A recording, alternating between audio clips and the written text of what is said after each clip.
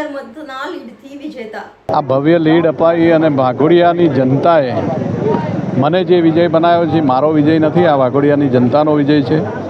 આવી ધૂમધકતી ગરમીની અંદર આટલા તાપની અંદર લાઈનોની અંદર ઊભા રહીને જે મને વિજય અપાયો છે ગુજરાતની અંદર હાઈએસ્ટ મતોથી, એ ભારતીય જનતા પાર્ટીના માન્ય નરેન્દ્ર મોદી સાહેબના કામ કરવાની રીતિનીતિ, અમિતભાઈ શાહ સાહેબને જે કંઈ વિકાસના કામો કર્યા છે અને અમારા ગુજરાતના મુખ્યમંત્રી ભૂપેન્દ્ર પટેલ સાહેબ, આ વિકાસની જીત છે, આ વાઘોડિયાની જનતાની જીત છે અને હું વાઘોડિયાની જનતાનો હૃદયથી ખૂબ ખૂબ આભાર માનું છું. વાઘોડિયા વિધાનસભા ભારતીય જનતા પાર્ટીની આ વિધાનસભા છે. મતદારો હંમેશા ભારતીય જનતા પાર્ટીને જ આશીર્વાદ આપે છે, નરેન્દ્રભાઈ મોદીજીને આશીર્વાદ આપે છે.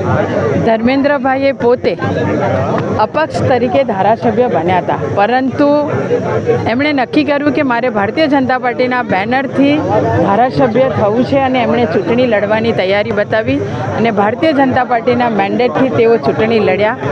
મતદારોએ 83,000ની લીડ આ ભારતીય જનતા પાર્ટીને મત આપનું મારા મતદારોએ આપ્યો છે.